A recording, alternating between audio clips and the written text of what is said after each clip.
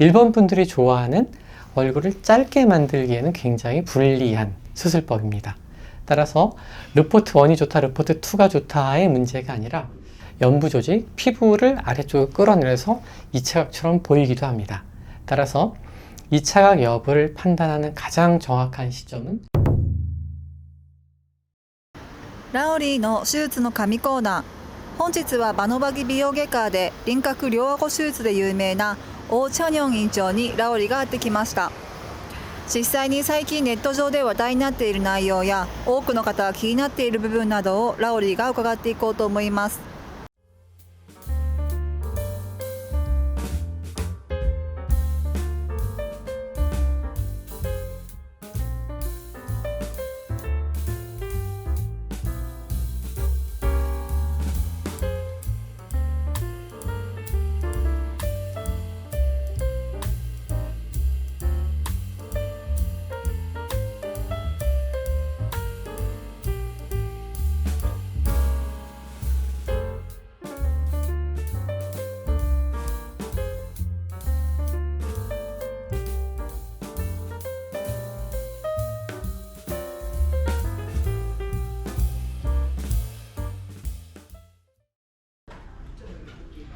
院長いらっしゃいました。こんにちは。院長、自己紹介お願いします。 안녕하세요. 바노바기 성형외과 대표원장 오창현입니다. 日本語でもお願いしていいですか？ konnichiwa. 私はバノバギ美容外科の오창현代表院長です。今日はよろしくお願いします。院長が考える理想的な E ラインはどのようなものですか？ 네, 상담을 하다 보면 이 라인에 대한 관심이 굉장히 많으신데요. 이 라인은 코, 입술, 턱 끝을 연결하는 라인의 이름이고요. 그 라인이 사람마다 다 다르기 때문에 사실 어느 한 라인이 이상적이라고 말하기는 되게 어렵습니다.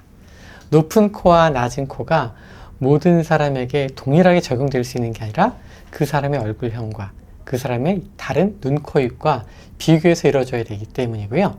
따라서 획일적으로 단지 코와 턱 끝을 있는 이 라인만을 기준으로 했을 때에는 기대하시던 아름다운 느낌을 찾기가 조금 어려울 수 있습니다. ネット上で小鼻の開きを防ぐためルフォを2型で手術した方がいいといった意見があり、大体の院長はこれについて一般的ではないという意見があります。これについてはどう思いますか？ 네, 르포트 1, 르포트 2, 르포트 3 이 세 가지 수술법은 적용점이 사실 다릅니다. 르포트 2 같은 수술은 르포트 1의 절골선보다 조금 더 높인 절골선을 사용하는 방식이고요. 그 수술법이 개발된 이유는 코퍼짐을 예방하기 위해서가 아니라 선천적인 기형 가운데 중안이 꺼진 사람의 중안을 바깥으로 끄집어내기 위해서 만들어진 수술입니다. 엄밀히 말하면 중안을 끄집어내는 데 유리한 수술이에요. 일본 분들이 좋아하는 얼굴을 짧게 만들기에는 굉장히 불리한 수술법입니다. 따라서 르포트 1이 좋다, 르포트 2가 좋다의 문제가 아니라 수술의 적용이 환자가 원하는 얼굴형의 변화에 따라서 달라진다 라고 하는 게 가장 정확한 답입니다. 稀にネット上でエラ手術をされデコボコしてしまったと写真と一緒に挙げられる方がいらっしゃいます。エラ手術の際に二次角ができてしまった場合、骨の融合が終わるまでどれくらい待たなければいけないのか、またその期間が過ぎたのに二次角がなくならない場合はどうしたらいいでしょうか？ 네, 사각턱 수술 후에 종종 2차각이 발생하긴 합니다. 2차각이 생기는 원인은 턱선 전체의 라인이 고르게 깎이지 않았기 때문이고요. 턱선 중간의 연결점과 기존의 턱선과의 경계가 강하게 남을 때 흔히 2차각이라고 표현합니다. 하지만 초기에 수술 후 부기가 있을 때에는 부기가 중력 방향으로 이동하기 때문에 연부 조직, 피부를 아래쪽으로 끌어내려서 2차각처럼 보이기도 합니다. 따라서 2차각 여부를 판단하는 가장 정확한 시점은 최소한 수술 후 3개월 이상은 지나가야 됩니다. 물론 엑스레이나 CT가 잘 발달되어 있기 때문에 엑스레이나 CT 확인을 통해서 2차각 여부를 쉽게 확인할 수 있습니다. 非実接骨をすると両顎再手術ができないと聞いたのですが本当ですか？ 네, 양악 수술 중에서 하악을 절골해서 이동하는 방식에는 두 가지가 있습니다. SSRO라고 현재 가장 많이 사용하는 방법이 있고요. IVRO라고 또 다른 조금 더 오래된 방식의 수술법도 있습니다. 만약에 먼저 안면윤곽 수술을 받아서 피질 절골의 절제량이 굉장히 많은 경우에는 SSRO 수술법을 적용하기가 어려운 경우가 있습니다. 이럴 때는 IVRO란 방식으로 양악 수술을 진행할 수 있습니다. 하지만 피질 절골을 절제하더라도 절제량이 많지 않은 경우에는 SSRO 방식을 적용할 수도 있습니다.